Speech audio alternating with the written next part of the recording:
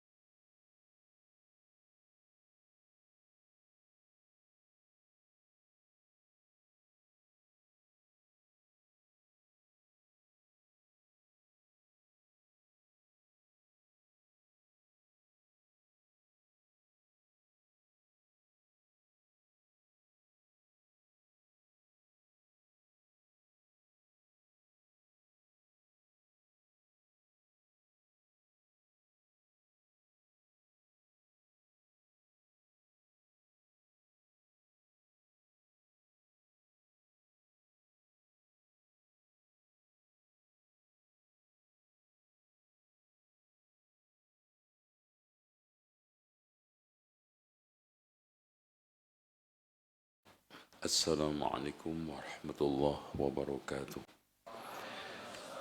Bismillah. Sudah siap Ustaz Fauzi? Baik.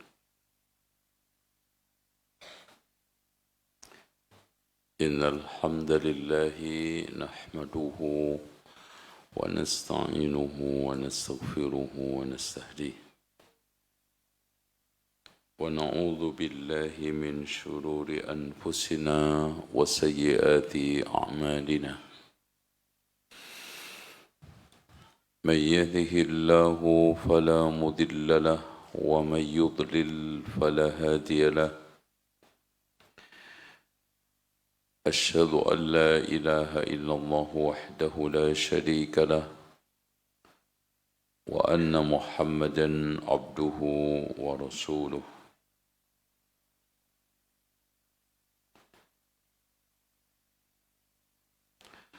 قال الله عز وجل: يا أيها الناس اتقوا ربكم الذي خلقكم من نفس واحدة وخلق منها زوجها وبث منهما رجالا كثيرا ونساء واتقوا الله الذي تساءلون به والأرحام إن الله كان عليكم رقيبا. وقال عز وجل: يا أيها الذين آمنوا اتقوا الله حق تقاته ولا تموتن إلا وأنتم مسلمون. وقال تبارك وتعالى: يا أيها الذين آمنوا اتقوا الله وقولوا قولا سديدا يصلح لكم أعمالكم ويغفر لكم ذنوبكم ومن يطع الله ورسوله فقد فاز فوزا عظيما. فإن خير الحديث كتاب الله وخير الهدي هدي محمد صلى الله عليه وسلم وشر الأمور محدثاتها وكل محدثة بدعة وكل بدعة ضلالة وكل ضلالة في النار. Ikhwah sekalian wa akhwat fillah, kemarin kita membahas hadis tentang min husni islamil mar'i yang dikeluarkan oleh Imam Malik dari Abu Sa'id Al-Khudri. Mungkin untuk sekedar mengingat kembali, silakan ada yang bisa menyimpulkan hadis kemarin. Ya, gantian yang nyimpulin. Tafadhal.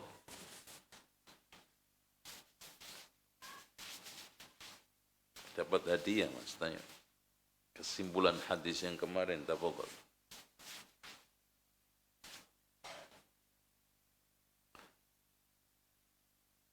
silakan. Atau ditunjuk. Anak tunjuk aja deh. Ya, ya ditunjuk. Tafadhal. Ustaz Syukri, mohon dijelaskan.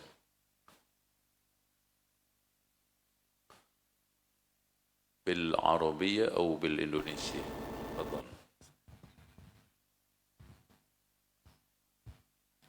Bismillahirrahmanirrahim. Tapi kalau bil Indonesia, yani aksaru istifadatan wa ifadatan. Tafadhal.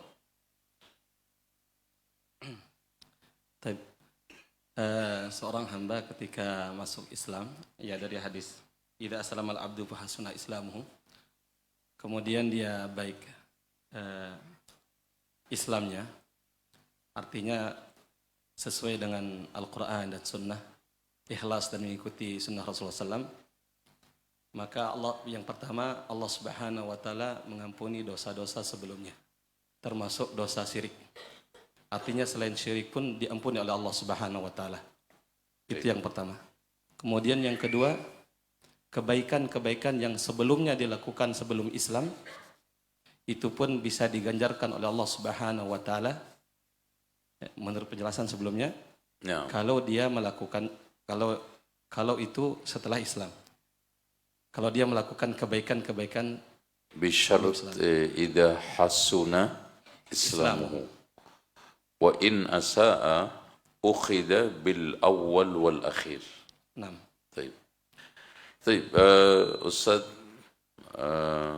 siapa itu? Antum? Ustaz antum? Naam. Ustaz Padang, ada Syekh Padangi, naam. Antum. ما معنى أو ما المقصود يعني حسن إسلامه؟ نعم تفضل.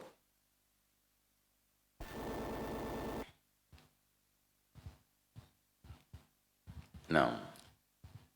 طيب حسن إسلامه معناه أدى بالموجبات واجتنب من المنهيات. نعم. Ada lain maknanya? Atau cukup? Enggak apa-apa antum. Ya. Kalau merasa cukup, cukup. Ya, cukup. Baik, Bismillah.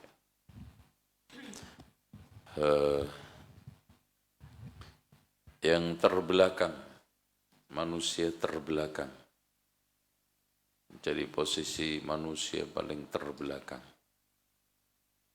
Pak Mul, silakan. Pak Mul. Al-hasanatu wal-hasana wal-al-hasana, di situ ada al-nya. Al itu fungsinya apa? Nah, Pak Mul. Al, ini hadis Abu Sa'id Al-Khudri, al-hasanatu bi'ashri amsalihah. Al itu di situ fungsinya apa? Ada al li ta'rif, ada al li ghairihi. Tafadhal.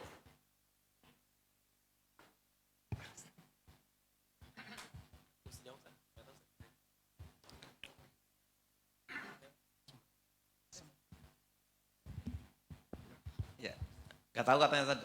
Oh, nggak tahu. Alhamdulillah. Itu namanya shadiq. Jadi enggak usah mengada-ada. Taib, cukup. Ini hanya sekedar afirmasi aja. Haddatsana, tafadhal Ustaz Fauzi. Dibaca hadis yang kedua dengan sanad yang sempurna. Karena Imam Al-Bukhari meriwayatkan dari gurunya Ishaq ibnu Mansur. Ayo. Bismillahirrahmanirrahim. Alhamdulillahirabbil alamin wa nusalli wa nusallimu ala nabiyyina Muhammadin wa alihi wa sahbihi wasallam. Qala al-musanniful Imamul Bukhari rahimahullahu taala wa nafa'ana bi ilmihi wa ilmi ustadzina fid dunya wal akhirah. Amin ya rabbal alamin. Haddatsana Ishaq ibnu Mansur. Tayyib. Ishaq ibnu Mansur ini adalah murid dan teman akrab, teman karibnya Imam Ahmad. Beliaulah yang meluruskan al-masail. Apa itu masail? Jadi pernah Imam Ahmad itu menarik ijtihadnya, seperti Imam Asy-Syafi'i ada istilah qaul jadid. Itu menjadi bahan ejekan ahli bid'ah. Akhirnya beliaulah yang meluruskan masail itu, sehingga beliau meriwayatkan langsung al-masail dari Imam Ahmad.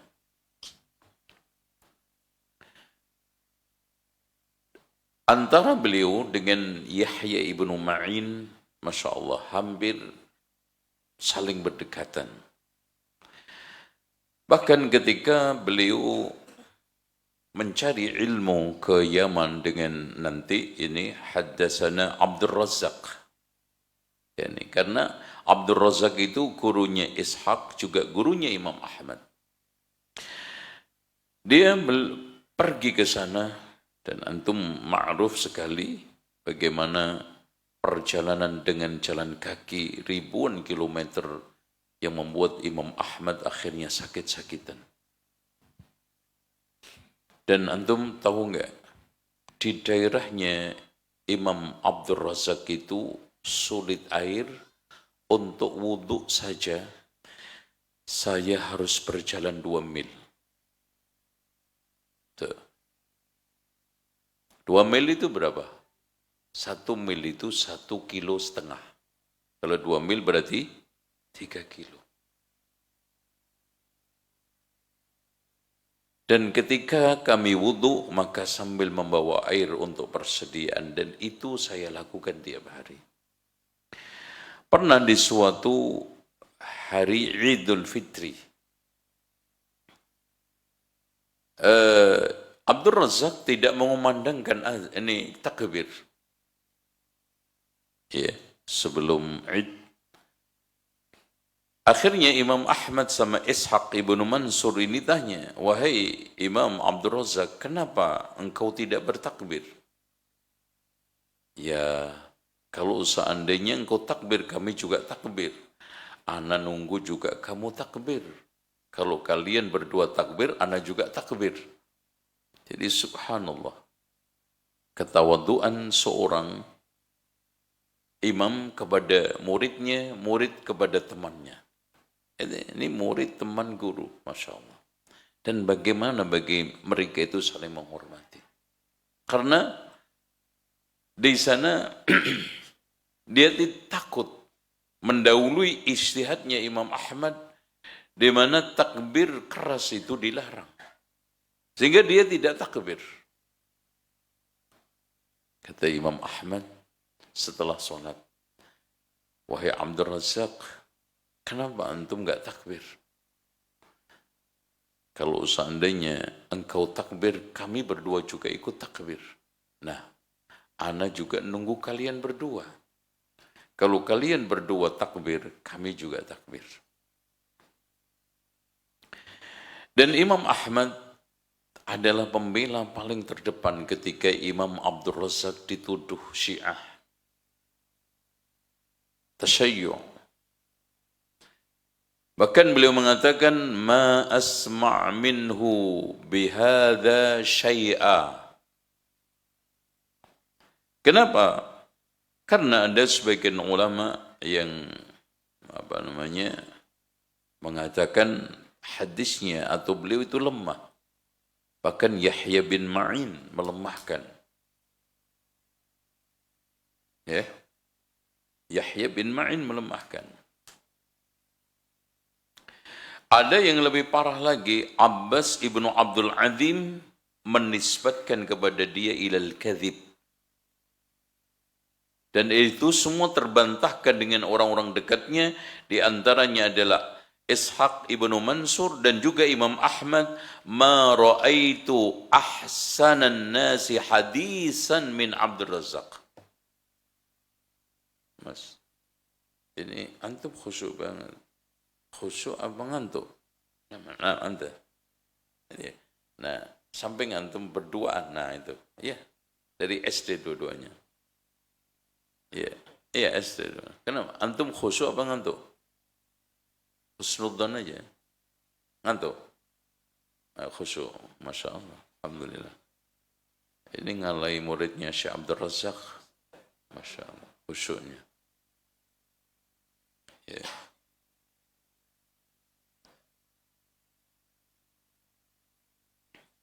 Taib.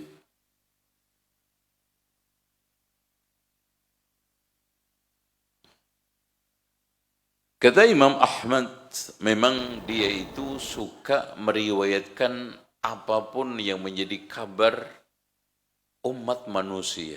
Jadi kadang dia meriwayatkan orang-orang Persia, orang-orang Romawi, alias keselip. Di situ ada beberapa riwayat yang menguatkan apa? Keutamaan Ahlul Bait. Sehingga dituduh tasyayyu'. Itu aja. Tapi pada hakikatnya tidak. Dan kita harus tahu antara Syiah dengan tasyayyu'. Tasyayyu' itu hanya mungkin orang tersebut tafdil baina Ali wa Utsman. Tapi kalau sudah tafdil, Ali lebih utama dari Abu Bakar, Umar, Utsman, Abu Bakar dan Umar, itu sudah masalah. Itu sudah Syiah.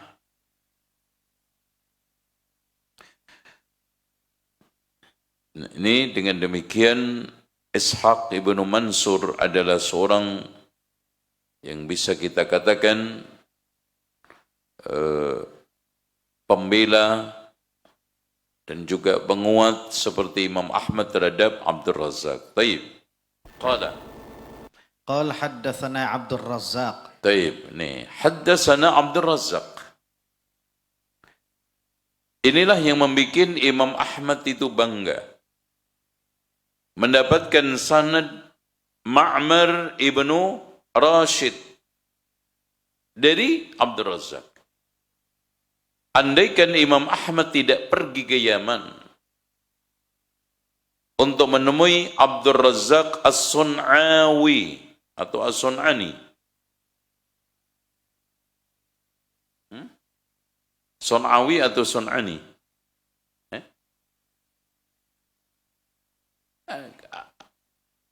Sun'ani itu aslinya dari negara namanya apa? Sun'a. Halusnya Sun'awi. Kok bisa Sun'ani? Gimana? Fadal ya Ustaz. As-sahih Sun'ani atau Sun'awi. Yang masyhur, yang kebanyakan, yang populis, itu kan gitu. Itu Sun'ani. Seperti pengarang kitab Subulus Salam siapa? Siapa? As-Sun'ani. Syarah Bulughul Maram. Sun'ani itu adalah Sima'i. Dan Sun'awi itu adalah qiyasi. Makanya ada sebagian ulama memberikan nisbat as-Sun'awi, tetapi tidak masyhur, tidak populer. Apalagi kalau kaitannya dengan viral-viralan, ini nggak laku kayak begini. Nggak laku. Tapi ada Sun'awi. Seperti lagi Marwazi. Marwazi itu nisbat kepada siapa? Marwu. Kenapa Marwazi? Nah itu. Ini nisbat seperti ini antum pelajari secara khusus. Karena penting. Ya, akhirnya nanti antum kalau bikin nisbat ke Indonesia nggak salah. Contoh Ahmad ibnu Abdurrahman As-Sulawisi, Al-Makassari. Al-Makassari berarti dari Makassar. Makanya ada Syekh Yusuf Al-Makassari. Terus kemudian Afrizal Al-Padangi. Afrizal, nggak ada Jawa namanya Afrizal itu. Afrizal pasti dari, yang lucu itu ada Dadang dari Padang. Saya pernah ketemu, antum Padang, namanya Dadang. Astagfirullah. Ini tukar sama orang Bandung, ya. Enggak, asli, Masya Allah. Kayak gitu. Tukaran sama orang Bandung namanya, siapa? Iya, siapa orang Bandung namanya? Yusrijal. Ya, Yusrijal, ya. Al-Padangi, makanya ada Syekh Yasin Al-Padangi. Ada Syekh Ahmad Khatib Al-Minangkabawi. Minangkabawi. Ya, gitu. Kalau antum apa? Daerahnya mana antum? Depoki.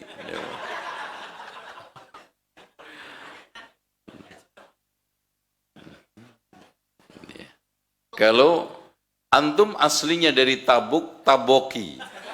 Kan gitu. Taboki, ya. Tapi nisbat itu bisa aja tidak harus daerah. Contoh, dia tuh dulu Masya Allah petani ulung di dalam mengelola tembakau. Berarti Muhammad At-Tabaki. Gitu. Berarti kalau ada orang At-Tabaki dulu orang sukses petani tembakau. Taib. Haddasana Abdul Razzaq. Abdul Razzaq ini enggak ada orang yang paling baik hadisan di zamannya kecuali Abdul Razzaq. Dan ini pengakuannya Imam Ahmad. Dan gurunya guru. Ya. Apalagi Imam Al-Bukhari. Ya, ini gurunya Imam Ahmad. Ya. Kalau Abdul Razzaq itu kan wafat tahun 211. Itu. Ini ketemu dengan Imam Ahmad.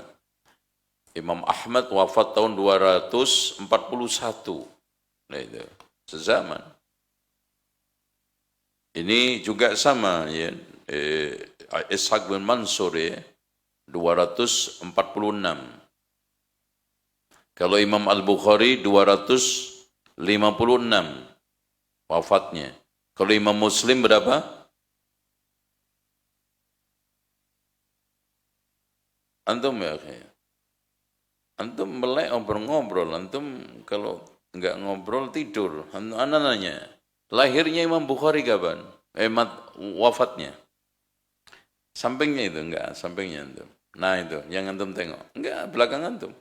Nah iya, anda.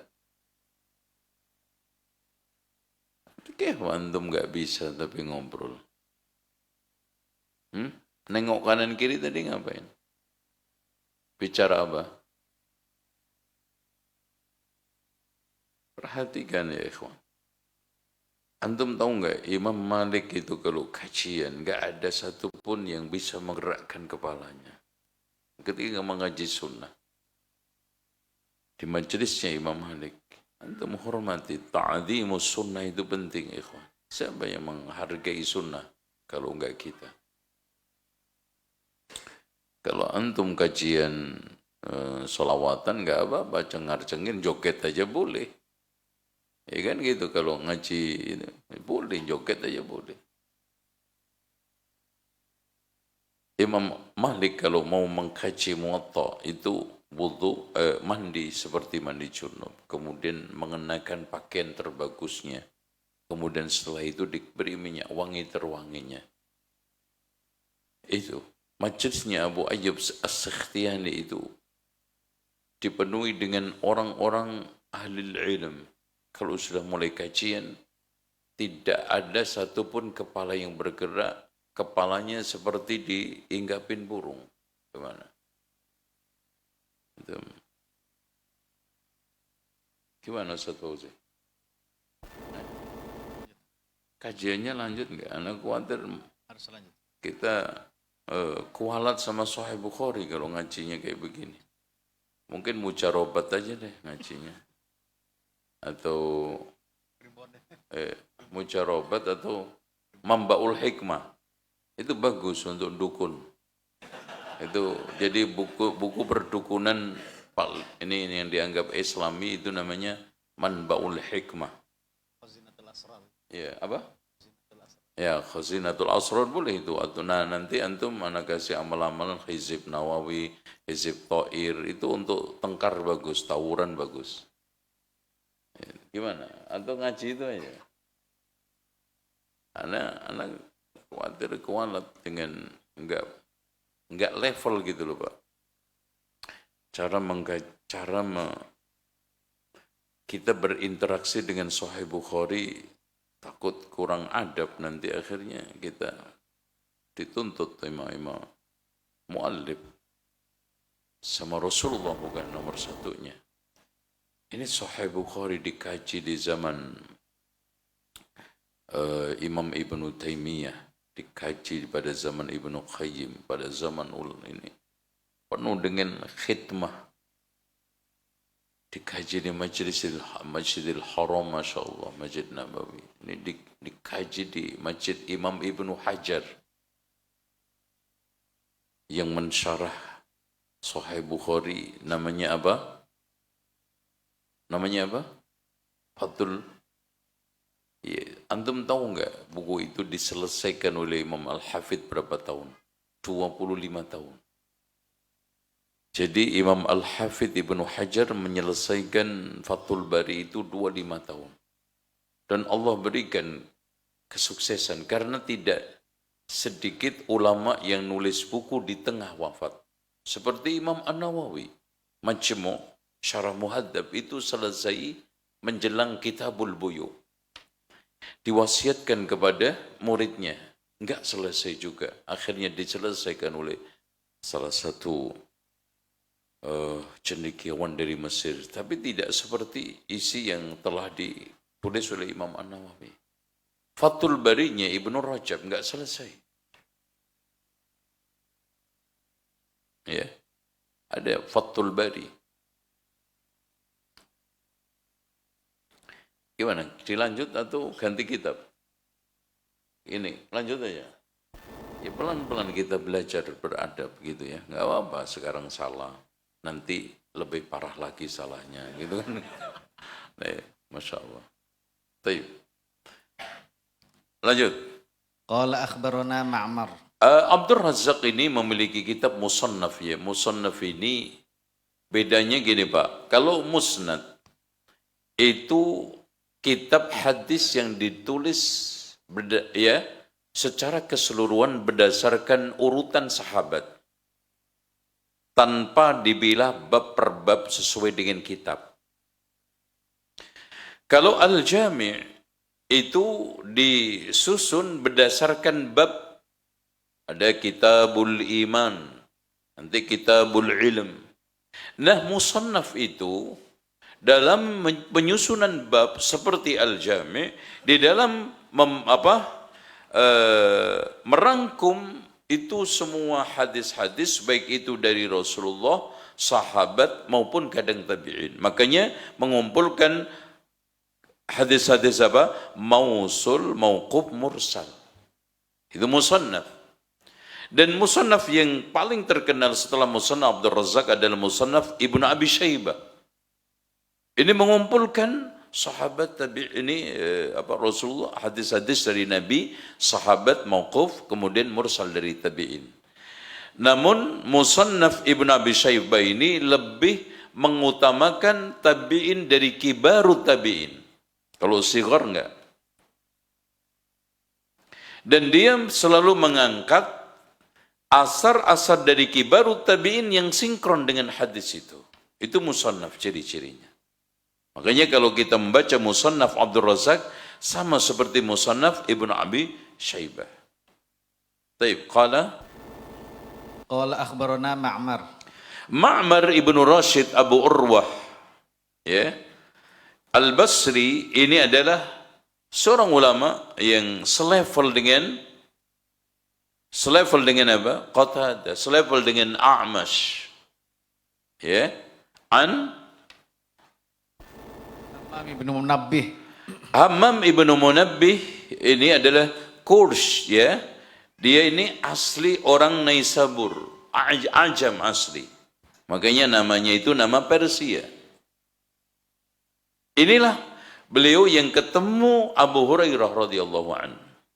Ya, Hammam ibnu Munabbih. An Abi Hurairah radhiyallahu anhu. Ayo. An Abi Hurairah radhiyallahu anhu qala qala Rasulullah sallallahu alaihi wasallam. Taib. Naam, terus. Idza ahsana ahadukum islamah. Nah, kalau kemarin hadis yang dari Abu Sa'id Al-Khudri bunyinya gimana? Idza aslamal abdu wa fahasuna. Di sini dengan kalimat tafdil ahsan mencerminkan daripada ihsan an ta'budallaha ka'annaka tara.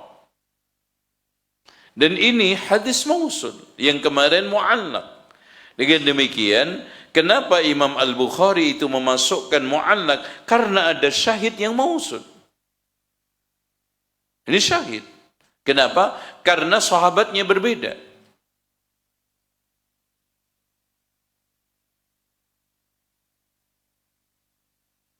Nah, makna idza ahsana ahadukum islamahu dimaknai oleh Imam Ibn Rajab di dalam Fathul Barinya, maknanya tadi yang disampaikan Ustaz Syekh Al-Badangi tadi, yaitu apa? Menegakkan kewajiban, meninggalkan larangan. Atau maksudnya idza ahsana ahadukum islamahu, hadis Rasulullah SAW, min husni islamil mar'i tarku syai'in la ya'ni. Itu maksudnya ahsan. Walaupun katanya Syekh Muhammad ibnu Shalih Al-Utsaimin, dan ini akhirnya kesimpulan secara bulat, yaitu orang yang berislam secara zahir batin dengan mengikhlaskan di dalam beribadah dan ittiba kepada Rasulullah SAW. Dan akhirnya apa? Menjalankan apa yang diperintahkan, meninggalkan apa yang dilarang. Dan apa yang diperintahkan termasuk apa?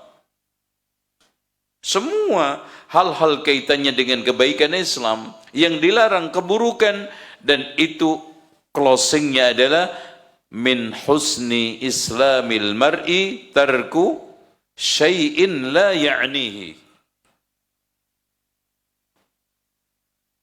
Antum sekarang coba kita latih, Pak. Saya, antum semuanya butuh latihan. Wallahi ya ikhwan, kehancuran kita adalah menyanyikan hadis ini. Kita sudah enggak termasuk orang-orang yang meninggalkan sesuatu yang tidak ada gunanya. Banyak hal yang tidak manfaat kita kerjakan, yang manfaat kita tinggalkan. Kalau enggak, yakin kita ini menjadi orang-orang soleh. Orang-orang yang bertakwa. Orang ahli ibadah. Dalilnya, Luqman Al-Hakim ketika ditanya, apa yang menghantarkan kamu kepada suatu derajat yang seperti ini? Kata Luqman Al-Hakim apa? Sidqul hadis wa ada'ul amanah wa tarku syai'in la ya'ni. Itu. Jadi Luqman Al-Hakim itu bukan orang kuliah sampai S3, apalagi profesor. Tetapi kenapa orang Badui yang tidak mengenal tentang kuliahan yang sekarang model yang telah unggul-unggulkan oleh orang zaman sekarang, menjadi gurunya para profesor.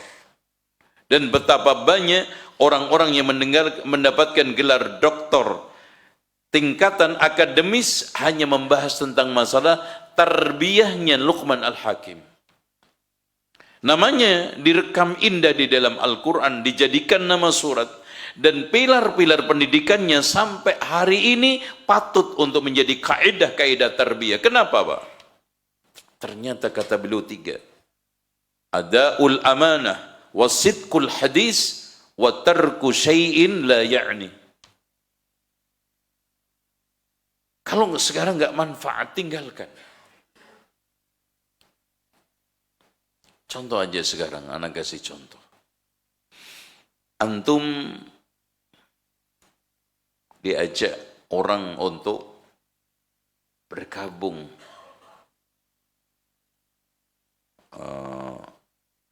Persatuan Futsal Indonesia. Ada itu. Manfaat nggak? Manfaat, lanjutkan. Nggak apa-apa. Kalau nggak manfaat buat diri antum, tinggalkan. Gitu loh caranya. Gitu.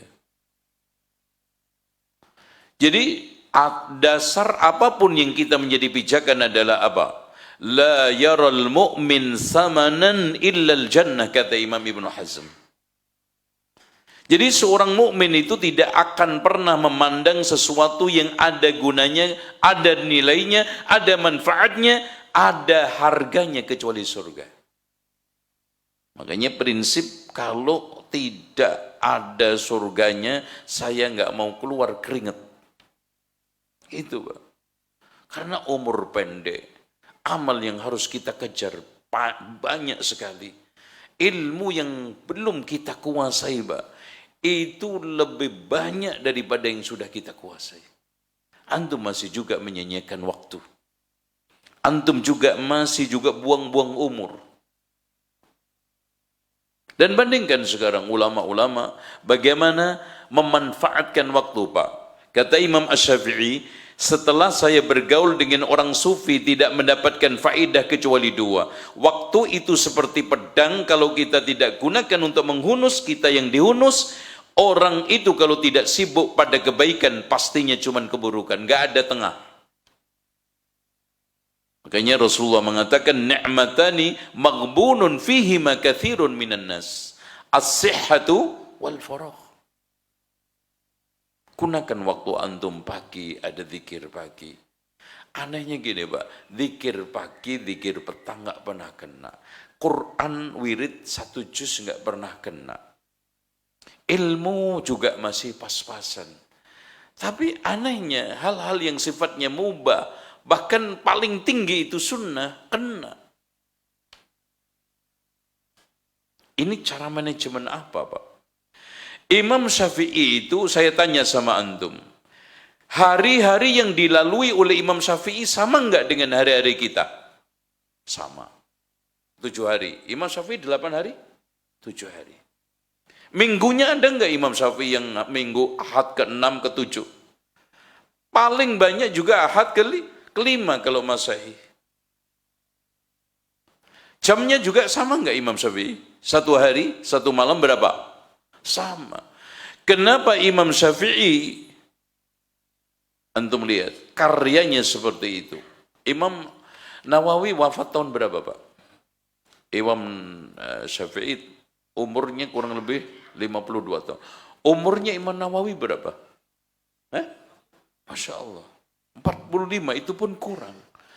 Jumlah bukunya, karyanya, kebaikannya masih lebih banyak daripada umurnya. Coba beliau itu wafat tahun berapa? Imam Syafi'i tahun 205 Pak. Sampai hari ini namanya masih harum, terukir indah di hati umat Islam. Dikenang kebaikan-kebaikannya. Lah antum sekarang ketika mati nanti apa yang dikenang? Kita ini. Wallahi ya ikhwan. Belum mati ada yang nggak ada yang mau menang. Antum yang dikenang apanya? Hidup aja tidur, mati. Seakan-akan hidup antum seperti mati. Matinya mereka seakan-akan hidup. Imam Al-Bukhari mati sudah, tapi seakan-akan hidup sampai hari ini. Imam Ibnu Taimiyah itu mati sudah, tapi subhanallah sampai hari ini nama besarnya seakan beliau itu masih hidup, memberikan faedah-faedahnya sepanjang masa kepada umat Islam. Kita sholat Imam Syafi'i, memberikan penjelasan, faedah kepada kita, arahan kepada kita. Fulan yang sholat benar itu seperti ini. Kita mau puasa, nggak lepas menyebut Imam Ahmad, Imam Syafi'i, Imam Malik. Kita mau haji, tidak lepas menyebut bimbingannya Imam Ahmad, Imam Syafi'i, Imam Abu Hanifah. Nah sekarang pertanyaannya, murid-murid antum keluar nanti ketika ke toilet, nyebut nama antum nggak? Ini dulu bimbingannya Ustadz Fulan. Kira-kira disebut nggak antum? Ini pertanyaan besar buat kita semua ya ikhwan. Bukan antum saja, ana. Ya. Ana ngajar sudah hampir 30 tahun lebih di majelis ilmu seperti ini. Ada enggak jamaah ini satu dua yang menyebut alhamdulillah saya sekarang buang hajat sesuai dengan sunnah karena bimbingan Ustadz? Kalau enggak ya Allah. Makanya keikhlasan itu nomor satu. Keikhlasan itu adalah nomor utama di dalam bertindak apapun. Dan modal utamanya adalah min husni islamil mar'i tarku syai'in la ya'ni. Tinggalkan.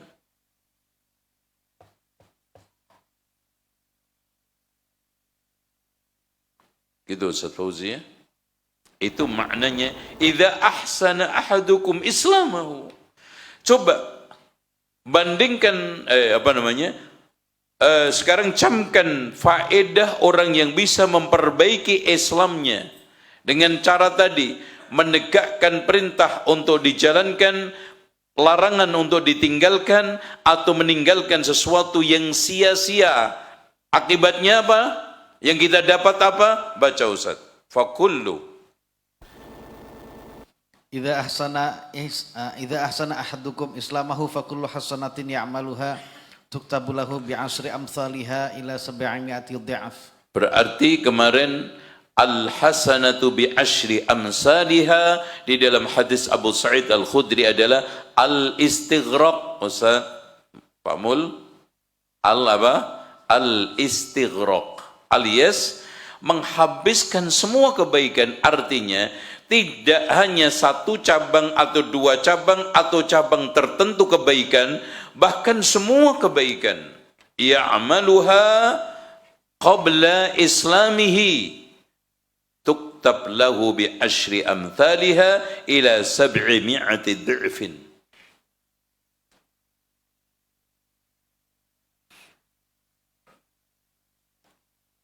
Masya Allah. Wa kullu hasanah. Hasanah apa aja? Kebaikan. Makanya Masya Allah Rasulullah memuji di dalam hadisnya, khairun nasi man tala umruhu wa hasuna amaluhu. Kenapa?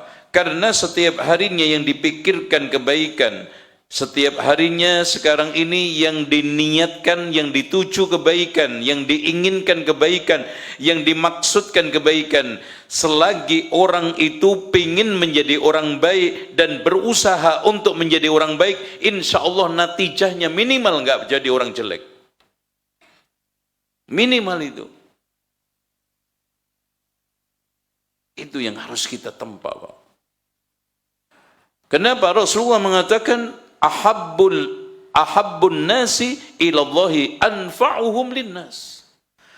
Antum sekarang jadikan setiap hari orang-orang yang paling bermanfaat untuk manusia. Dengan ilmu antum, dengan keterampilan antum, dengan tangan bantuan antum, termasuk dengan lisan antum yang dikatakan oleh Rasulullah, al-muslim man salimal muslimuna min lisanihi wa yadihi. Makanya Masya Allah Abu Hamid Al-Ghazali mengatakan zikir dengan lisan itu paling rendah nilainya. Zikir yang baik lisan yang nyambung dengan hati. Tapi itu masih minim daripada lisan ini kita gunakan untuk ghibah namimah. Daripada kita gunakan untuk ngomong ngalor ngidul yang tidak ada manfaatnya, bahkan masuk ke dalam sia-sia. Fakullu hasanatin ya'maluha tuktab lahu bi asyri amsalha ila 700 dha'fin. Ini rahmat. Allah kepada semua hambanya, karena Allah sendiri mengatakan inna rahmati sabaqat ghadabi, sehingga ketika melakukan amal kebaikan 1 dilipatkan 10 sampai 700, bahkan ila ad'af, di dalam riwayat lain ila ad'afin katsiratin, terutama puasa. Wa ana ajzi bihi, ini Ramadan. Makanya nanti Pak, ana ingatkan sedikit buat antum.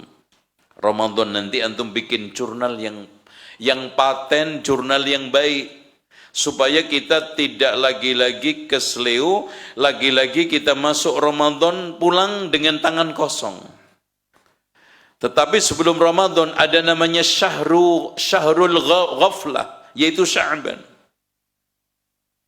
Yang dikatakan oleh Rasulullah di dalam hadisnya, innallaha la yattali' ya fi nisfi Sya'ban fayaghfirullahu ta'ala, Allah ampuni semua di jami'i khalqihi illa musyrikun aw munafiqun, kecuali musyrik sama munafik.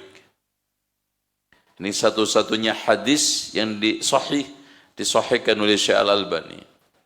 Yang lainnya seperti hadis yang di mana Rasulullah Aisyah pernah kehilangan Rasulullah dari tempat tidurnya setelah ditong, ternyata dekat Baqi. Di sana dia akhirnya mengatakan, innallaha yanzilu fi lailatin nisfi min Sya'ban ila sama'id dunya fayaghfirullahu ta'ala, ya, Allah mengampuni li khalqihi aksara min adadi sya'ri ghanami kalbin, ini kilab, bani kilab. Ini hadisnya kebanyakan didhaifkan oleh para ulama. Di antara sekian fadilah nisfu Sya'ban, hadis yang dihasankan oleh Syekh Albani itulah yang paling mu'tamad. Ini antum manfaatkan. Coba Pak, sampai hari ini ada yang belum puasa. Padahal idzan tasafa Sya'ban fala tasumu, kalau Sya'ban sudah pertengahan jangan puasa. Ya. Dan anehnya semua termakan oleh hal-hal yang tidak jelas. Kecuali antum sibuk Masya Allah. Ya, berdakwah ke pelosok, mendatangi orang-orang Badui yang harus belayar perahu kelotok sampai 8 jam. Kecuali antum sekarang ini Masya Allah menggarap peduli Palestina, sedang ngurus 600 yatim piatu, 700 janda di Palestina sana.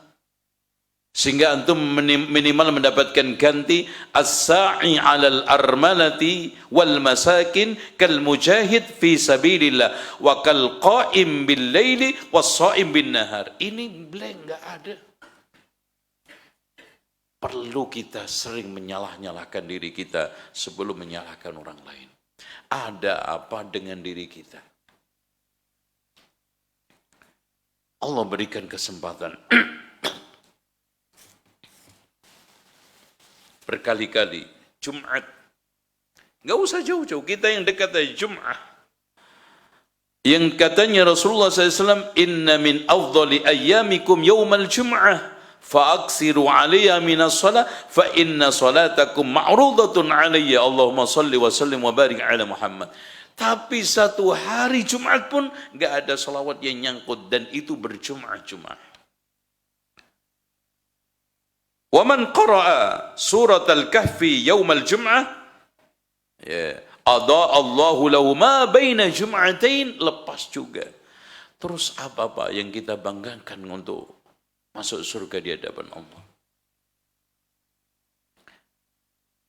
Tapi antum juga masih menipu istri antum, menipu anak antum, menipu teman antum, mengkhianati mata untuk maksiat. Dan antum juga masih enggak serius di dalam menunaikan amanah. Apa Pak? Kira-kira inna aradna al-amanata 'ala as-samawati wal ardi wal jibali fa abayna an yahmilnaha wa ashfaqna minha wa hamalaha al-insan innahu kana zaluman jahula. Antum sadar enggak dikasih oleh Allah titel dhaluman jahula. Ketika kita itu tidak amanah, sekecil apapun amanah itu. Baik, wa kullu sayyi'atin, Ustaz Fauzi. Iqra. Wa kullu sayyi'atin ya'maluha tuktabu lahu bimithliha. Wa kullu sayyi'ah. Alhamdulillah, ini rahmat Allah yang tiada taranya, Pak. Kebaikan satu ditulis 10 kali lipat sampai 700 kali lipat ila ad'afin katsira, tapi kalau keburukan satu ditulis satu. Bimithliha. Masya Allah. Jadi masuk neraka diperkecil kesempatannya, diperciut wilayahnya, masuk surga diperlebar. Ada yang masih minat masuk neraka? Ya, Pak. Diperkecil, Pak. Coba, saking kecilnya, Allah begitu mudah memberi kesempatan kita untuk taubat. Dosa 70 tahun lebih Allah hapus 1 hari dengan taubat. Udah gitu, amaliyah, keburukan kalau dilakukan, kalau nggak dilakukan nggak dicatat. Tapi ajaibnya amal kebaikan sudah diniatkan nggak jadi, Allah tulis 1 kebaikan. Kalau jadi 10 dilipatkan 700 kali. Kalau keburukan niat tapi nggak jadi. Tuh, udah ngambil HP untuk mau chatting sama cudol, wah nggak jadi. Itu. Dapat 1 kebaikan, oh nggak jadi. Alhamdulillah, judul. Taubat langsung. Kalau pinjol, podo ya. Jadi ini nanti, nah makanya nanti Ramadan kita coba jadikan sebagai momentum untuk review, momentum untuk mencoba setting ulang, Pak. HP antum itu udah berantakan gak karuan, coba lihat. HP kehidupan antum, bukan HP yang itu. Jadi kalau ibarat kehidupan antum ini sudah berantakan aplikasinya. Ya Allah, ini mana? Ternyata Facebooknya kehapus, IG-nya nggak ada. Aplikasi yang ini nyelip di sini. Coba antum set lagi, antum rapikan. HP antum berantakan, Pak. Sholat jamaah antum coba berantakan. Sholat jamaah kita. Coba sepanjang tahun dari Ramadan kemarin sampai Ramadan ini nanti, berapa sedekah yang sudah kita bayarkan? Sementara kata Rasulullah, sona'i'ul ma'ruf taqi masari as-su'. Jadi sona'i'ul ma'ruf, perbuatan-perbuatan baik, terutama kepada hablum minan nas, itu taqi masari as-su'. Bisa menjaga mati konyol, kalau kita bisa bilang gitu. Mati apa itu namanya? Mati konyol atau mati apa itu? Iya, mati mengenaskan.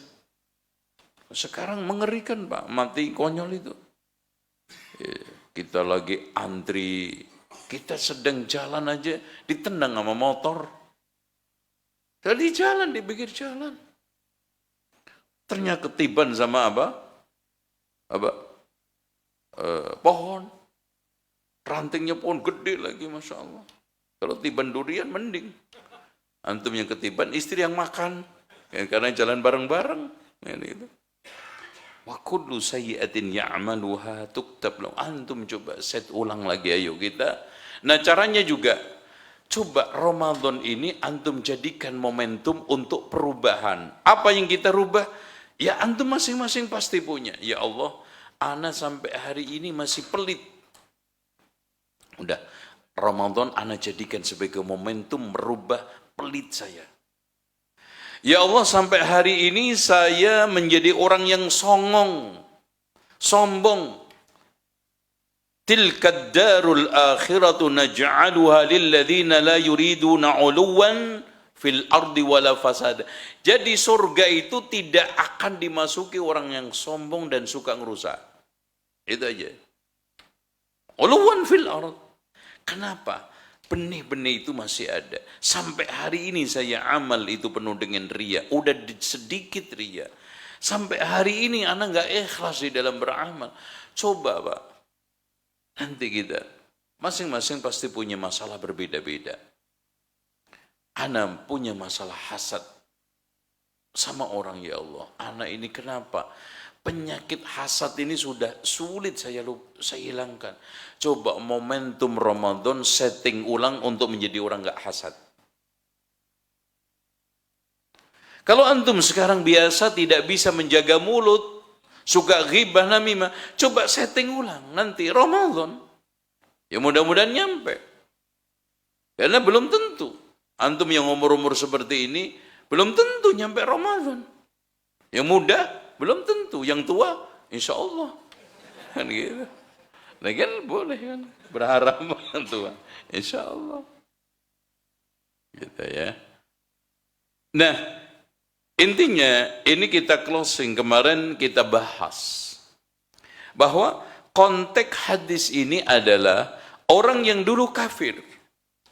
Kemudian masuk Islam. Bagaimana dengan amal-amal dia semasa dia itu kafir? Maka ditegaskan aslamta ala ma aslafta min khairin.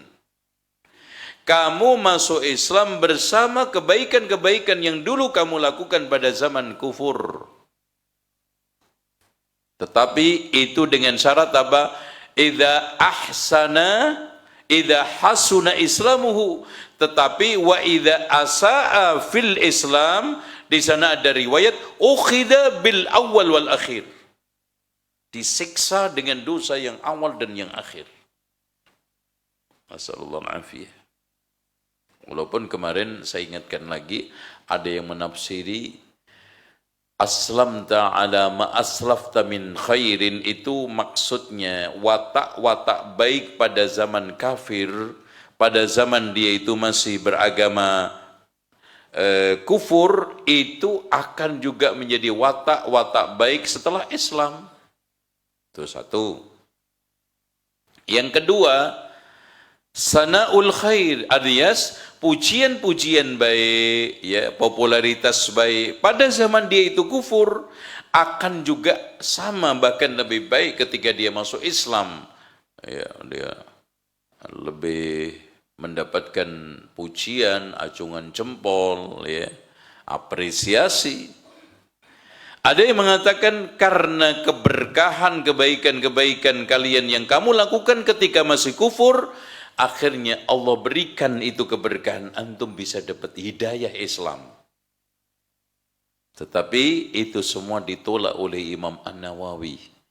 Bahkan kita jalankan hadis ini apa adanya, artinya siapa saja yang masuk Islam, kemudian memperbaiki Islamnya, maka kebaikan-kebaikan dia ketika zaman beragama kafir akan dikembalikan oleh Allah, akan dihitung oleh Allah, dan akan menjadi aset dunia dan akhirat, simpanan di akhirat nanti terutama. Wallahu a'lam bissawab.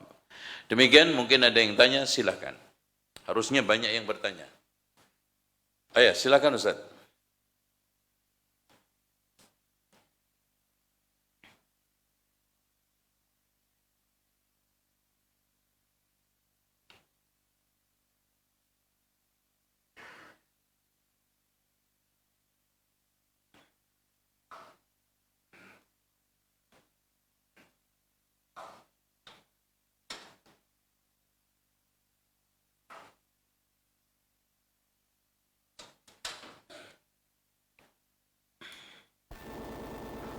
Bismillah.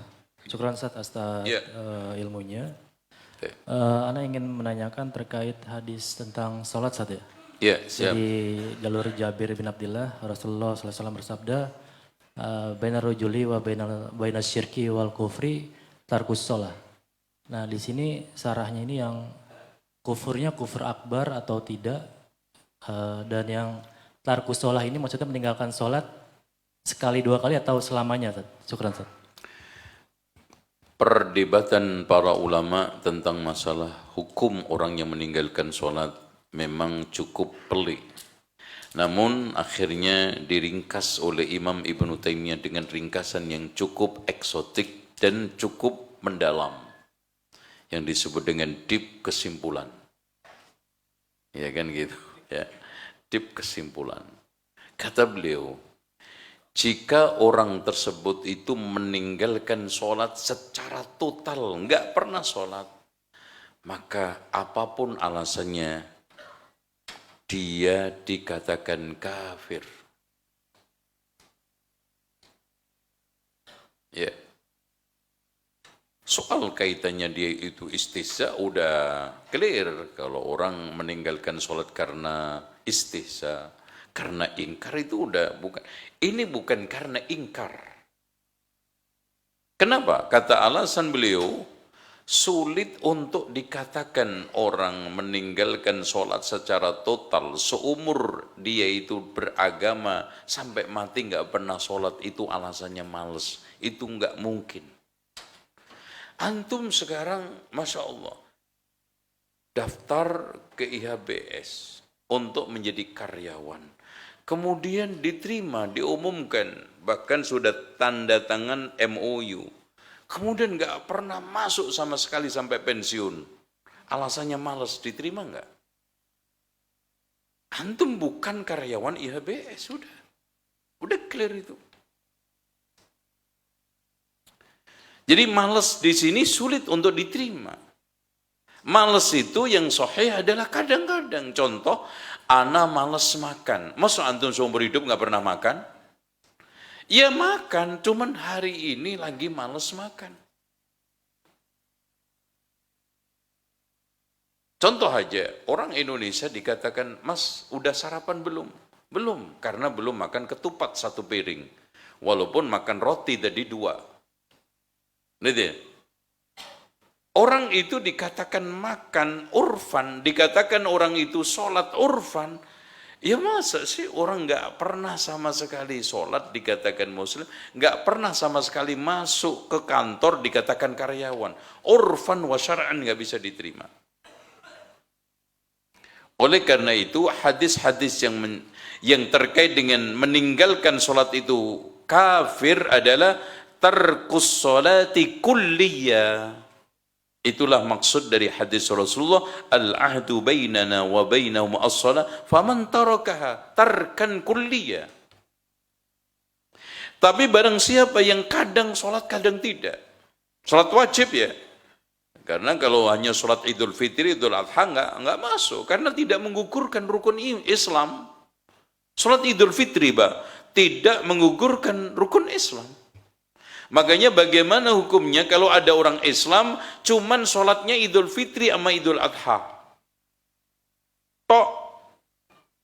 Dan itu disebut di dalam istilah mereka adalah abangan. Jadi abangan itu sholatnya cuman Idul Fitri, Idul Adha, dan pasehnya cuman 1, mengirimkan surat Al-Fatihah ke keluarganya yang sudah mati. Itu sudah Islam. Namanya Islam abangan. Al-Fatihah. Itu pun kadang-kadang ya cara melafatkannya pun enggak fasih banget. Alhamdulillahirabbil alamin. Ar-Rahmanir Rahim waladhdallin. Itu waladhdallin. Itu namanya Islam abangan. Enggak cukup, Pak. Enggak cukup. Nah, adapun orang yang sholat kadang-kadang duhur, sholat asar lepas, maghrib kena, isya tidur, subuh menjelang matahari terbit kadang-kadang. Ini kita hukumi muslim dan urusan dia kita serahkan kepada Allah. Itu kata Syekhul Islam Ibnu Taimiyah. Wallahu a'lam. Iya termasuk, intinya dia pernah sholat. Dia pernah sholat. Mungkin seumur itu sholat 5 kali masuk. Ya. 2 kali aja masuk insya Allah. Intinya kita hukumi. Tapi intinya gini loh Pak. Kita itu tidak mempermudah. kita tidak memberikan ruang gampang-gampangin orang itu mengeluarkan orang dari Islam setelah dia itu masuk Islam dengan yakin qat'i, yaitu apa? Orang tuanya Muslim, KTP-nya Islam, dia Masya Allah menegakkan syiar-syiar di tengah keluarganya itu, tapi dia sendiri yang tidak sholat, dia sendiri tidak setia. Namanya bagus, Muslim, Muhammad Hafid Muslim, Masya Allah, tapi sholatnya cuman duhur dok. Ketika ditegur, mas kenapa enggak asar? Ya mending pak, daripada enggak sama sekali. Masya Allah, iya pak, alhamdulillah. Bapak ternyata usul fikihnya jalan. Tapi fikihnya enggak jalan dia. Astagfirullah. Gitu ya pak. Ada lagi nanti? Ya. Yes. Bapak. Ya, Bismillah. Barakallahu fikum Ustaz. Ya. Afwan Ustaz, yang ingin saya tanyakan, apa sebenarnya hukum mengikuti KB dalam rangka mengatur jarak kelahiran? Karena yang saya lakukan selama ini adalah KB alami dengan, mohon maaf, dengan kondom. Karena menurut saya ini lebih aman Ustaz, dan juga minim resiko. Mohon tanggapannya Ustaz. Barakallahu fikum. Oh, ini pertanyaan sahih. Jadi kita tanggapi serius. Pertama, kondom itu alami, bukan alami. Yang alami itu adalah al-azl. Karena azl itu ada khilafiyah di antara para ulama, tapi yang sahih dibolehkan, kunna na'zil wal Qur'an yanzil wa la yanhana 'an dzalik. Ya. Jadi antum kalau sudah bagaimana bisa dijelaskan? Profesor Erwin, tolong antum yang jelasin atau antum komen terus antum. Ana mau jelasin nggak jadi-jadi nih. Di mana? Sob didengar nggak nih? Didengar nggak? Oke. Gini, kalau antum ingin KB, itu KB alami. Ya, caranya antum ketahui apa namanya? Antum ciriin waktu-waktu haid dan nifas. Waktu haid dan suci. Gitu. Kapan waktu suburnya, kapan waktu tidak suburnya? Waktu subur kapan? Setelah seminggu masa haid. Itu subur. Berarti kalau antum mau hubungan aman, dalam kata ini Al-Maduri, aman itu seminggu setelah haid. Kemudian ada jeda seminggu itu. Nah, seminggu menjelang haid itu insya Allah masa kering. Ovum yang sudah mulai jalan tadi itu ingin dibuai, tapi tidak, akhirnya apa? Busung, bukan busung laparnya ya. Itu mati satu-satu itu. Tapi kata Rasulullah SAW, semua nafs yang ditakdirkan Allah lahir akan lahir. Jadi itu hanya usaha ikhtiar. Tapi intinya gini, jawaban saya, boleh kita mengatur kelahiran di dalam konteks kesehatan, bukan takut miskin, tapi kalau sudah hamil dan jadi anak, jangan ada pikiran negatif, apalagi mau digugurkan, apalagi mau dibunuh, dicekik. Na'udzubillah. Itu aja. Kita bangga punya istri yang subur, karena Rasulullah menganjurkan, tazawwajul wadudul walud, fa inni mukatsirun bikumul umama yaumal qiyamah. Udah. Paham? Kayaknya nggak paham. Yang paham antum aja sendiri. Ya, tentang masalah antum pakai kondom itu hanya cara di antara sekian cara modern yang dilakukan oleh manusia, oleh orang zaman sekarang. Tapi kunna na'zil wal Qur'anu yanzil wa la yanhana 'an dzalika. Azl itu dibolehkan. Azl itu menumpahkan air mani di luar kemaluan. Artinya tidak dimasukkan ke dalam rahim gitu ya. Ada lagi? Tapi pertanyaan begini nanti jangan keluar pas Ramadan. Ya, ya. Fadhal Ustaz. Karena banyak pemuda yang belum nikah, ini bahaya ya. Apalagi musyrif ini, musyrif. Ada musyrif banyak yang musrif ya. Fadhal ya Ustaz. Ya, silakan. Ustaz, saya Oh dulu ya. yang kali. Ya. Bismillah, Assalamualaikum warahmatullahi wabarakatuh. Jazakumullah atas ilmu yang disampaikan. Ada beberapa hal yang mungkin saya terlewat atau kurang paham gitu ya. Tentang idza ahsana ahadukum islamuhu, ketika seorang baik Islamnya, nah parameter baik Islam seorang itu yang tadi kata Ustaz, tarku malayakni ya Ustaz ya. Ya. Ya. Bagaimana jika seseorang sudah berusaha untuk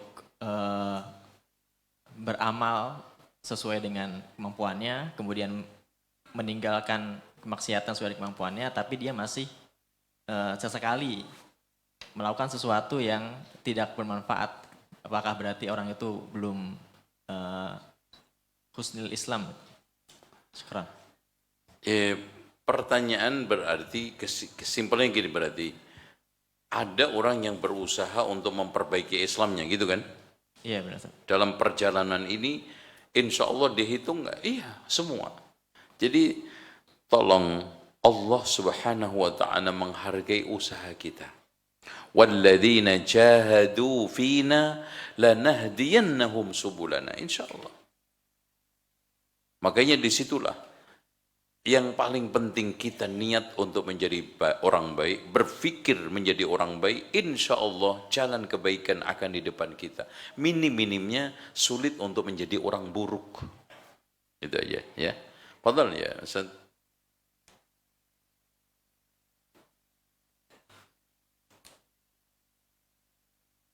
Makanya Allah memberikan itu, qul ya ibadiyalladzina asrafu ala anfusihim la taqnatu min rahmatillah. Jadi jangan putus asa. Usaha itu bisa, masya Allah Pak. Antum coba baca kitab As-Siyar wal Akhlaq was-Siyar karya Ibnu Hazm. Ibnu Hazm itu memproses dirinya untuk menjadi orang yang akhirnya menjadi ulama besar. Itu proses panjang. Yang dulu bagaimana beliau? Sangat buruk, akhlaknya buruk, gampang di emosi. Dia tidak mau terima takdir, protes terhadap takdir Allah, dan tidak mau baik sama siapapun, sama orang mudah menghina. Tapi setelah ana melakukan muhasabah dan riyadhah, maka antum lihat apa yang sekarang terjadi pada diri saya, begitu. Bahkan dia termasuk, mengawali ceritanya itu, termasuk bagian dari ketulusan berubah. Dan ketulusan hijrah. Ketulusan taubat, saya ceritakan masa lalu saya apa adanya. Di kitab itu dijelaskan gamblang, rinci tentang masa depan dia. Memproses. Gitu ya. Contoh aja. Yang dulunya seperti saya, yang dulu tahlilan, maulidan, ngerokok, itu butuh waktu. Saya dulu ngerokok nggak seru-seru banget. Ya belum sampai satu hari itu satu sloki gitu loh. Oh, itu kan ada. Orang itu pokoknya nggak ngerokok cuman satu, tidur dong. Itu melek langsung subuh aja ngerokok. Jadi bukan siwakan, bukan ini, ngerokok langsung.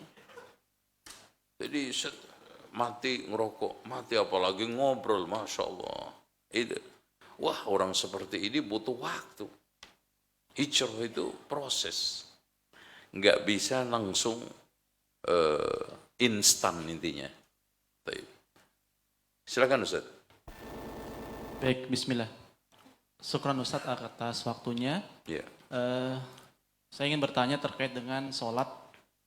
Bagaimana hukumnya membiarkan istri yang tertidur dengan lelap karena mengurus rumah tangga? Enggak sholat. Karena kita melihat dia sedang tidur pulas karena lelah mengurus anak dan keluarga Ustaz. Sampai akhirnya enggak sholat. Dan saya sebagai suami melihatnya kasihan, bagaimana Ustaz hukumnya? Karena saya biarkan dulu, nanti misalkan sholat asar, saya karena saking lelahnya saya dibiarin sampai jam 7. Gitu. Gimana hukumnya? Karena saking lelahnya Ustaz, Afan. Hukumnya gimana Ustaz? Wallahi, mungkin antum terlalu sayang sama istri. Sehingga antum sayangnya berlebihan, akhirnya menjerumuskan ke neraka.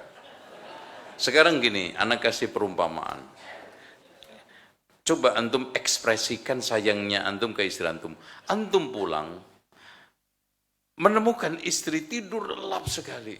Ternyata kasurnya kebakar. Yang dia tempati tidur. Kira-kira gimana? Antum apain? Istri antum. Biarin, sayang aku. Aduh, kasihan. Biar lelap ila yaumil qiyamah. Yakin antum tendang, antum teriak. Itu. Kemudian antum jungkirin itu istri antum. Bagaimana dengan api neraka, Pak? Itu api dunia. Mendingan antum tendang. Yang nanti akhirnya sayang di akhirat. Daripada antum sayang di akhirat, antum tertendang, gak ketemu lagi sama istri selamanya. Karena istri antum di neraka, antum di surga. Enak kawin lagi loh. Yauma yafirrul mar'u min akhihi wa ummihi wa abi wa sahibatihi wa bani likulli imri'in minhum yauma idzin sya'nu yughni. Tuh. Ini bukan hanya sama istri, sama anak antum juga gitu. Sayangnya antum sama anak antum bukan berarti sampai pada tingkatan menabrak norma-norma agama. Dia harus meninggalkan larangan perintah Allah, melanggar larangan Allah. Itu bukan ekspresi sayang, Pak. Yang tadi anak kasih visualis. Seandainya antum pulang, subhanallah, anak antum tidur pulas di atas tikarnya kebakar. Kasur kebakar karena obat nyamuk. Itu. Masa sekarang saya ngobatin nyamuk yang mati anak saya? Gede banget nyamuknya. Yakin antum seret itu anak antum, tendang biar supaya tidak kena api, terus apinya antum matikan. Harusnya seperti itu, sayang. Gitu. Oke? Jadi dalam kondisi misalkan memang lelah, misalkan Ustaz mengurus bayi yang memang membutuhkan waktu penjagaan gitu Ustaz. Tapi tetap waktu sholat tetap kita bangunkan. Insya Allah dari situ Allah akan berikan kekuatan. Wallahi ya ikhwan, orang yang, anak tegaskan ini, orang yang mengamalkan perintah Allah itu jangan antum hanya mengandalkan kekuatan adami yang antum lihat saya kuat atau tidak kuat. Coba ibundanya Nabi Musa alaihissalam support kekuatan oleh Allah seperti itu dahsyatnya. Ibundanya Nabi Isa, Pak. Ibundanya Nabi Isa itu hidup di dalam persembunyian sampai Nabi Isa lahir, sampai Nabi Isa besar. Karena ditargetkan mau dibunuh. Diberikan kekuatan oleh Allah itu. Ya. Sulitnya kayak apa mereka yang sekarang ini hidup di Palestina. Pak, antum sekarang gini deh. Antum sekarang ngelangkah sungai yang mungkin lebarnya 2 meter nggak nyampe. Tapi adrenalin antum akan nyampe ketika antum ternyata dikejar orang mau dibacok. Itu 5 meter nyampe itu. Siapa yang memberikan kekuatan? Lebih, apalagi ini di dalam rangka walladzina jahadu fina lanahdiyannahum subulana. Mereka sahabat yang perang di Ghazwah itu tidak semata-mata Pak mengandalkan kekuatan dirinya, Makanya ya hayyu ya qayyum bi rahmatika astaghis wa aslih li sya'ni kullahu wa la takilni ila nafsi tarfata ain. Kita pasrahkan kepada Allah. La haula wa la quwwata illa billah. Istri antum lihat Ali bin Abi Thalib sama Fatimah ketika dibangunkan Rasulullah qiyamul lail. Iya kan? Ngeyel kan Ali? Ngeyelnya gimana? Nanti juga Allah bangunin, nggak usah dibangun-bangunin. Sama mertuanya. Karena ponakan juga. Diajari oleh Rasulullah apa? Hah? Kalau kamu mau tidur, baca subhanallah. Terus alhamdulillah 33, 33, 33, 4. 100 lengkap. La hawni, la ilaha illallah wahdahu la syarika. Itu diajarkan itu. Dibekali apa? Kalimat-kalimat kekuatan. Gitu Pak. Nah istri antum kasih itu. Dia minta pembantu kan. Juga. Ya ibaratnya ambil tangan saya itu lihat nih. Itu gitu. Ditunjukkan sama Rasulullah Fatimah. Karena ngadon roti kapalan. Tidak dikasih sama Rasulullah SAW. Diajarkan apa? Iya, zikir sebagai pengganti. Coba bayangkan Pak, istri Rasulullah SAW zikir dari mulai subuh sampai menjelang zuhur diganti. Subhanallah wa bihamdi adad khalqi wa ridha nafsi wa zinata arsy wa midada kalimati. Itu dahsyat. Atuh kasihkan istri antum. Ajarkan. Jadi gini nih, semua nih yang punya istri-istri build up ini, ya. Ya ini istri-istri build up ini. Atau istri impor ya. Tolonglah antum istri itu dikasih bekal-bekal. Bukan hanya duit. Suruh baca zikir pagi. Ya walaupun enggak tuntas. Baru Allahu la ilaha illa huwal hayyul qayyum. Anaknya ya udah cukup alhamdulillah. Allahu la ilaha illa huwal hayyul qayyum la ta'khudhu sinatun wa la nawm. Ngerawat anak. Syukur-syukur sambil ngarawat anak, dilanjutin. Sambil hafal kan, ayat kursi masa nggak hafal, kulhu masa nggak hafal, kul a'udzu birabbil falaq, kul a'udzu birabbin nas, sudah seperti itu. Terus yang tidak kalah pentingnya, tolong dengerin. Yang tidak kalah pentingnya, didik istri antum, diri antum, istri antum, manajemen waktu.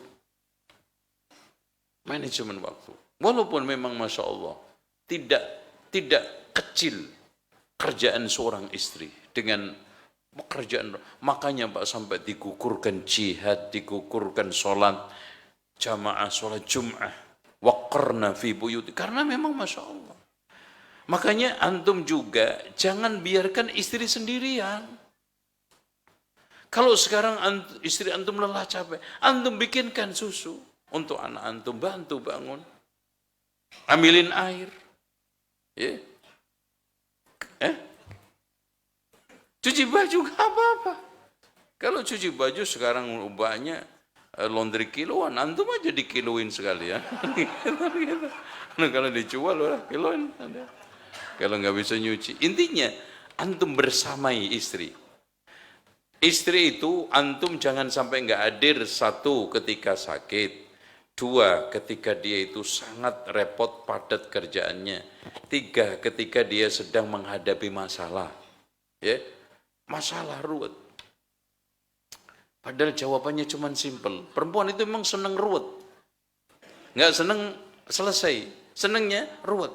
Nah antum yang bikin selesai. Gitu. Paham nggak antum? Nggak ada yang paham kayaknya. Ada lagi? Iya, Ustaz. Iya. Ustaz ada pertanyaan Ustaz. Oh iya, ya. Silakan. Assalamualaikum warahmatullahi wabarakatuh. Izin bertanya. Assalam. Dalam hadis pertama digunakan lafaz annahu sami'a Rasulullah sallallahu alaihi wasallam yaqul, dan hadis kedua digunakan lafaz qala Rasulullah sallallahu alaihi wasallam. Bagaimana telah dijelaskan dalam pertemuan yang lalu bahwa lafaz sami'a dan yaqul untuk takkid. Pertanyaannya, apa perbedaan hadis yang menggunakan lafaz pertama dan kedua, atau apa perbedaan hadis yang menggunakan lafaz sami'tu Rasulullah SAW dan dengan qala Rasulullah SAW? Hadirin sekalian, termasuk di antara sekian uslub sastra bahasa Arab, kadang menghadirkan madhi untuk mudhari. Contoh, wa idza qumtum ila sholati, wa idza quri'al Qur'an, wa idza qara'tal Qur'ana fasta'idz billahi minasyaitonir rajim. Itu membaca ta'awudz sebelum apa setelah? Kenapa Allah hadirkan dengan kalimat madhi lagi-lagi untuk takkid? Seakan-akan enggak boleh enggak. Makanya di antara para ulama menghukumi wajib membaca ta'awudz itu. Nah, madhi diungkapkan dengan mudhari.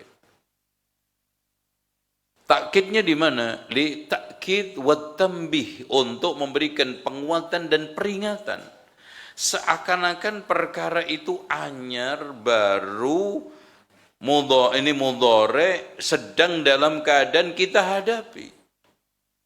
Kenapa? Karena memang berislam itu sedang berproses terus. Idza ahsan, tapi terus ahsan ini. Idza ahsana ahadukum islamahu, tapi kan ilal maut. Fala tamutunna illa wa antum muslimun. Nah, makanya hadis yang pertama Rasulullah hadirkan atau perawi hadirkan dengan kalimat yaqulu. Karena beragama Islam itu terus berproses. Setelah antum menyatakan masuk Islam, keluar dari kekafiran antum, maka untuk memperbaiki itu terus menerus. Wala tamutunna illa wa antum muslimun. Ini dijelaskan oleh Imam Al-Aini di dalam kitab Umdatul Qari Syarah Sahih Al-Bukhari. Ada? Cek, ini yang ikuti kajian secara online, Ustaz. Ada pertanyaan? Ya, ini offline dulu, satu. Yang offline dulu, ya. Ya, silakan Pak. Ini.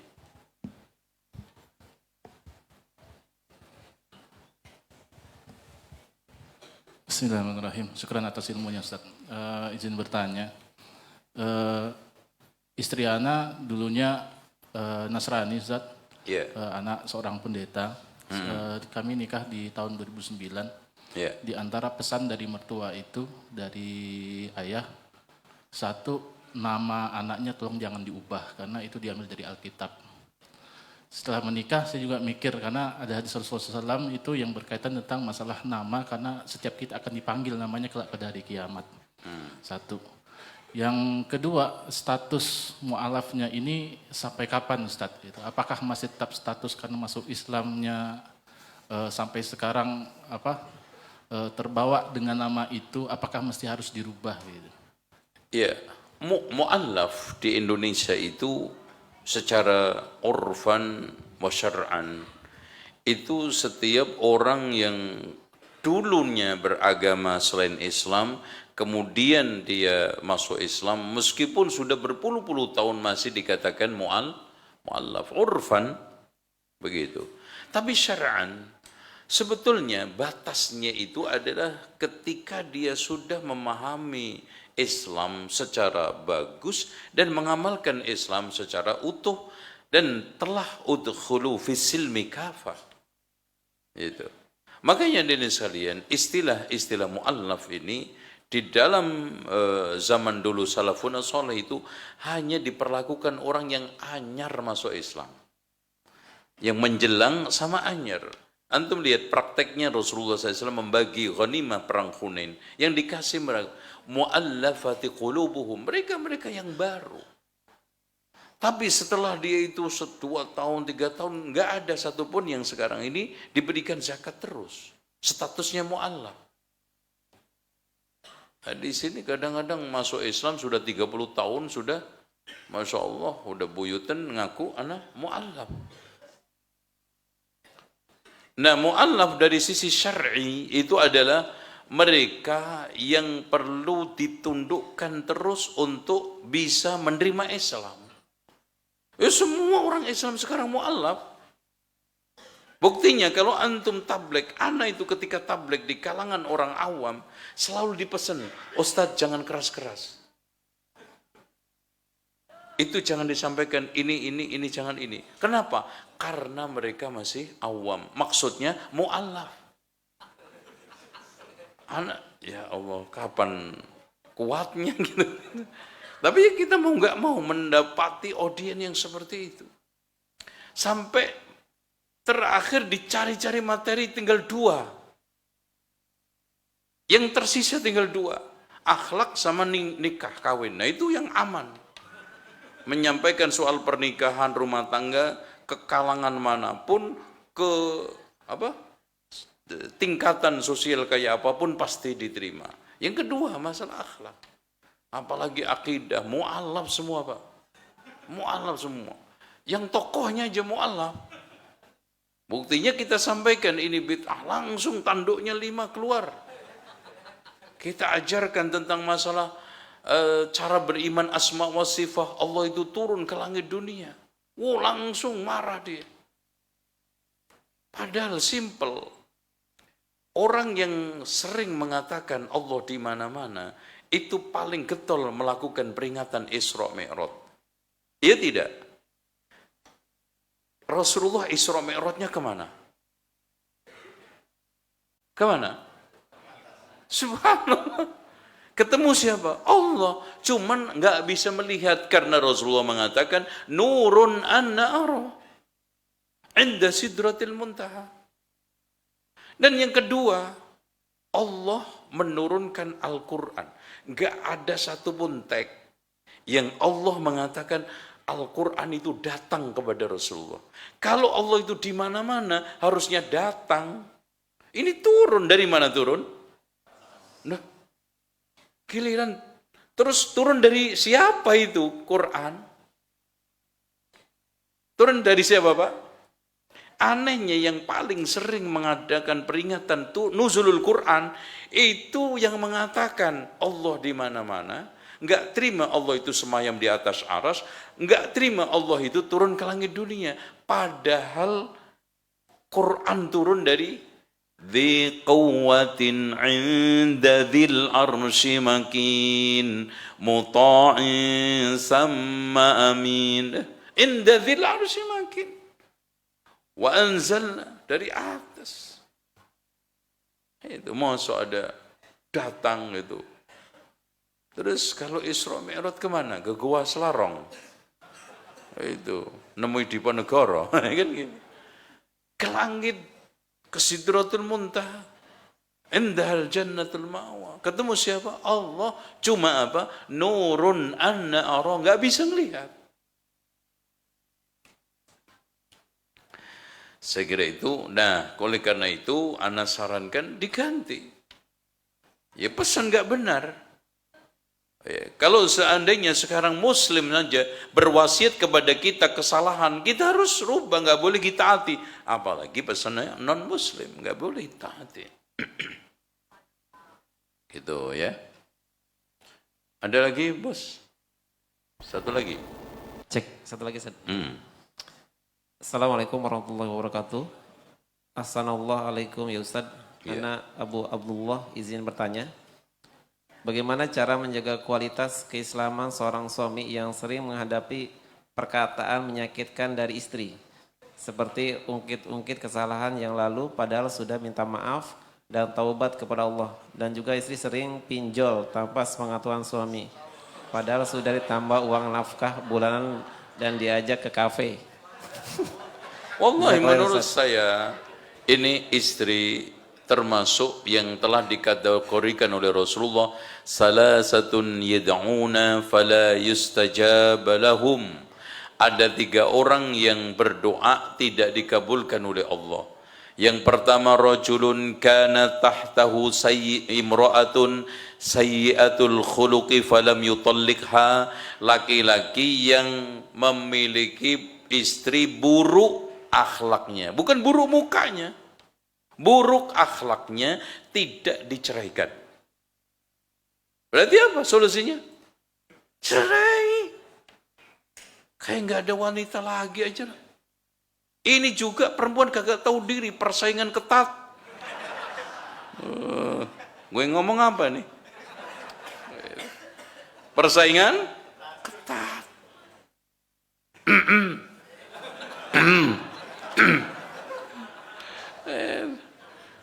Ini namanya perempuan dikatak dalam tempurung.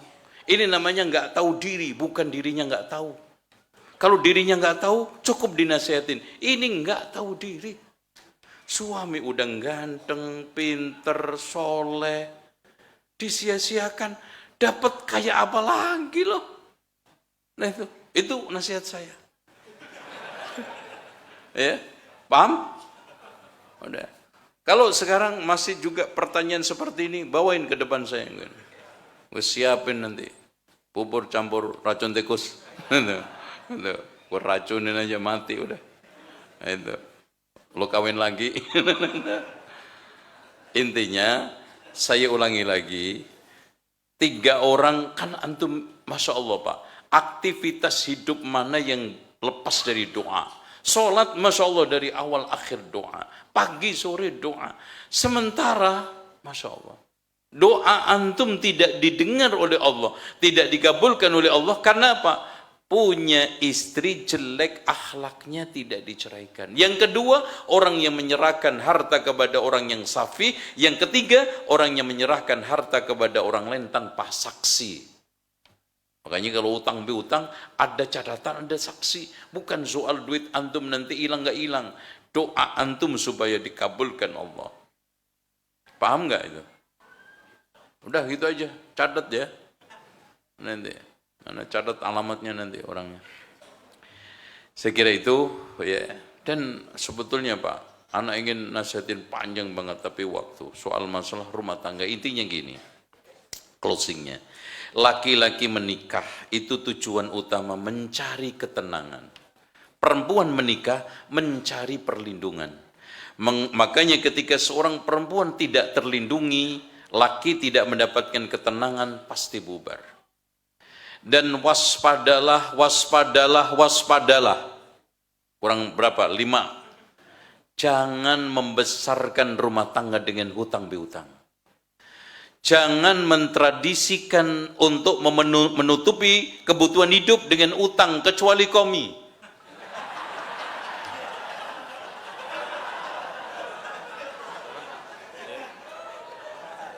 Assalamualaikum.